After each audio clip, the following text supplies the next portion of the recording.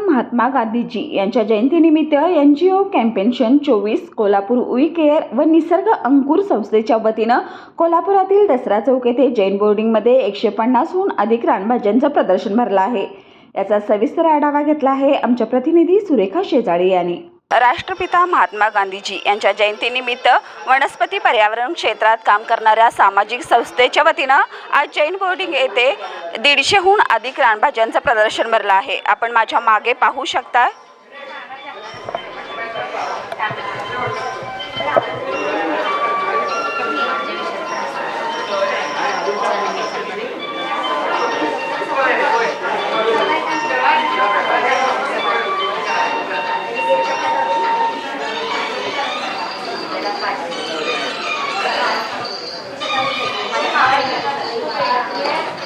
ज्येष्ठ पर्यावरण शास्त्रज्ञ डॉक्टर मधुकर बाचुळकर सर आज आपल्या सोबत आहेत। आज आपण त्यांच्याकडून जाणून घेणार आहोत की या भाज्यांचं मानवी आयुष्यातील नेमकं महत्त्व काय आहे। गेली 12 वर्ष आम्ही कोल्हापूरमध्ये रानभाज्यांचं प्रदर्शन भरवतोय। ज्या भाज्या रानावनामध्ये नैसर्गिकपणे वाढतात त्यांना आपण रानभाज्या असं म्हणतो आणि या रानभाज्या आपल्या परिसरामध्ये मोठ्या प्रमाणामध्ये आहेत।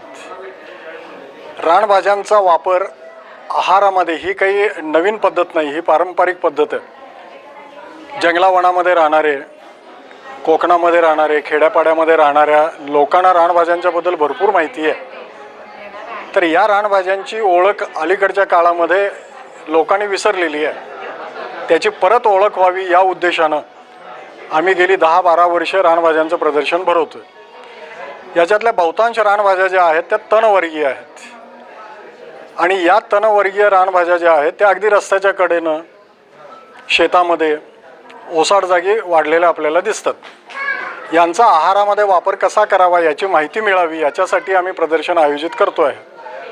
आता रोपवर्गीय रानभाज्या ज्या आहेत याच्यामधल्या बहुतांश ज्या आहेत त्या सगळ्या तणवर्गीय आहेत आणि या सगळ्या तणवर्गीय भाज्या ज्या आहेत त्या पावसाळ्यामध्ये आपल्याला वाढलेल्या दिसतात। याच्या व्यतिरिक्त काही रानभाज्या ज्या आहेत त्या वेलवर्गीय आहेत, काही रानभाज्या ज्या आहेत त्या झुडूपवर्गीय आहेत, काही आहेत त्या कंद मूळवर्गीय आहेत आणि काही ज्या आहेत त्या वृक्षवर्गीय सुद्धा आहेत। पण आहारामध्ये आपण मेजॉरिटी ठिकाणी वापर जो केला जातो ज्या रानभाज्या रोपवर्गीय आहेत त्यांचा केला जातो आणि या सगळ्या रानभाज्यांच्या मध्ये प्रामुख्याने औषधी गुणधर्म आहेत। त्यामुळं आपण नेहमी वापरात ज्या घेतो भाज्या त्याच्यापेक्षा सुद्धा रानभाज्या या आपल्या आरोग्यासाठी चांगल्या आणि लाभदायक आहेत। तर याची ओळख सर्वांना व्हावी, त्याचे उपयोग लोकांना माहीत व्हावेत, त्याची भाजी कशी बनवतात त्याच्या पाककृती लोकांना लक्षात याव्यात, ह्या सगळ्या अनुषंगानं आम्ही हे प्रदर्शन भरवलेलं आहे। तर या प्रदर्शनामध्ये आम्ही जवळपास 150 एवढ्या रानभाज्यांचे प्रकार आम्ही भरवलेले आहेत। त्याच्यामध्ये काही मी तुम्हाला दाखवतोय, आपण बघायला सुरुवात करूया। एक एक मी दाखवतोय। आता ही एक वनस्पती आहे, याचं नाव आहे नळीची भाजी। पाणथळ ठिकाणी ही वनस्पती पाण्यावर तरंगत वाढलेली आपल्याला दिसते। आपल्या कोल्हापूरमध्ये रंकाळ्याच्या आजूबाजूला जिथं पाणी साठलेलं आहे, लहान लहान तळी आहेत, त्या तळ्यामध्ये हे नैसर्गिकपणे वाढलेलं आहे। ही जी भाजी आहे याची पानं आणि देठं जी आहेत ती भाजी म्हणून वापरतात आणि सर्वात महत्त्वाचं म्हणजे ही जी भाजी आहे, नळीची भाजी आपण त्याला म्हणतोय, ही अमेरिकेमध्ये भाजी मार्केटमध्ये मिळते। पण आपल्याला आपल्या जवळ असून सुद्धा त्या भाजीबद्दल माहीत नाही, ही वस्तुस्थिती आहे। या भाजीमध्ये जास्तीत जास्त मिनरल कंटेंट आहेत, याच्यामध्ये अनेक प्रकारचे व्हिटॅमिन्स आहेत। त्यामुळे ही भाजी आपल्या आरोग्याला किती पौष्टिक आहे हे आपल्या लक्षात येऊ शकेल। अशा अनेक रानभाज्या याच्यामध्ये ही आहे सफेद मुसळी, ह्याला खाली कंदमुळं आहेत आणि ही कंदमुळं औषधामध्ये, आयुर्वेदामध्ये वापरली जातात। याच्या पानाची भाजी केली जाते।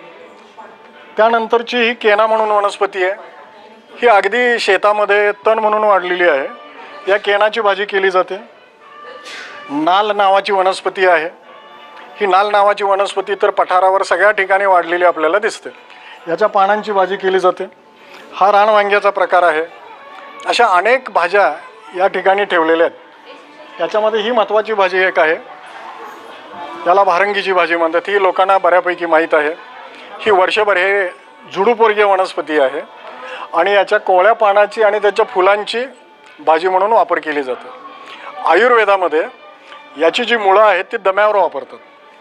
त्यामुळे एक गोष्ट लक्षात आली असेल की ह्याच्या पानाची भाजी जरी करून खाल्ली तर ती दम्यावर गुणकारी आहे. त्यामुळं प्रत्येक रानभाजीचा काही ना काहीतरी औषधी गुणधर्म आहेत हे लक्षात घेण्यासारखं आहे. ही एक वनस्पती आहे, रान टाकळा म्हणतात त्याला. आपल्याकडे टाकळा किंवा तरोटा म्हणतात, त्यातलाच हा वेगळा प्रकार आहे. याच्या पानाची भाजी केली जाते. हे सगळीकडेच आता वाढलेलं आपल्याला दिसतं. मोरशेंड म्हणतात, याच्या पानाची भाजी केली जाते. याच्यामध्ये तुम्हाला काही वृक्षवर्गीय वनस्पतीसुद्धा दिसतील, यासुद्धा तेवढ्याच औषधी गुणधर्माच्या आहेत. त्याच्यामध्ये एका ठिकाणी दाखवलेली ती रान केळी आहे. केळी आपण लागवड करतो, पण ही जंगलात वाढणारी केळी आहे आणि त्याचासुद्धा त्याचे जे कंद आहेत त्याचा औषधामध्ये आणि भाजीमध्ये वापर केला जातो. तर अशा अनेक वनस्पती इथे काय बा महत्त्वाची वनस्पती, जसं मी तुम्हाला मगाशी नळीची भाजी सांगितली ना, तशी ही एक भाजी आहे. याचं नाव आहे समुद्र शोक. वेलवर्गीय वनस्पती आहे आणि याची पानाची भाजी केली जाते. आणि सर्वात महत्त्वाचं आहे, माणूस आजारी पडला आणि तो अंथरुणावर खिळून जर पडला तर अनेक दिवस महिने तो अंथरुणावर राहिला की त्याची पाठ सगळी जी आहे त्याच्यातल्या टिश्यूज जे आहेत, पेशी आहेत, त्या खराब होतात आणि तिथं दुखापती व्हायला सुरुवात होतात. त्याच्यावर हे उत्तम औषध आहे खरं. ह्याची पानं नुसती जर त्याच्या कमरेला बांधली किंवा त्या भागावर तर जखमा कमी होतात. म्हणजे याच्यावरून एक गोष्ट लक्षात आली असेल की याच्यातल्या सगळ्या रानभाज्या ज्या आहेत त्या औषधी गुणधर्माच्या आहेत. अशा जवळपास 150 प्रकारच्या रानभाज्या आम्ही इथं ठेवलेल्या आहेत आणि त्याचा लोकांनी ओळख करून घ्यावी आणि याचा आपल्या आहारामध्ये त्यांनी वापर करावा ही आमची इच्छा आहे. ओके. तर तू आज हे प्रदर्शन पाहायला आलीस तर काय सांगशील या प्रदर्शनाविषयी? माझं नाव अनुराधा अशोक जाधव. म्हणजे मी ह्या भाज्या आधी पण बघितलेल्या आहेत आणि मला हे प्रदर्शन भरवल्याचा खूप आनंदच आहे. कारण माझं गाव कोकण आहे. कोकणात तर ह्या सगळ्या भाज्या माझ्या आसपास होत्या, पण हे कधी असं माहीत नव्हतं की ह्याचा नेमका उपयोग काय आहे. कधीतरी आम्ही हे चांगलं नाही म्हणून त्याच्याकडे दुर्लक्ष करायचं, पण आत्ता कळतं आहे की ह्या खरंच किती उपयोगी आहेत ते. आणि मला म्हणजे खूप बरं वाटते की हे सगळं ह्यांनी भरवलं, त्यामुळे ह्या सगळ्याची मला माहिती घेता येते. आणि मी तर आता असाच विचार करेन की माझ्या इथं मी ह्या सगळ्या आसपास कुठं आढळल्या तर ह्याचा पूर्णपणे उपयोग करून घेईन.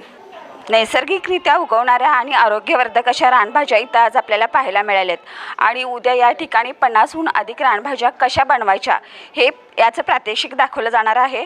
तर नक्की कोल्हापूरकरांनी याचा लाभ घ्यावा असं आवाहन आयोजकांनी केलं आहे. कॅमेरामॅन केतनसह मी सुरेखा, तारा न्यूज, कोल्हापूर. अशाच ताज्या आणि महत्त्वाच्या घडामोडी पाहण्यासाठी तारा न्यूजला लाईक करा, सबस्क्राईब करा आणि बेल आयकॉनला क्लिक करा.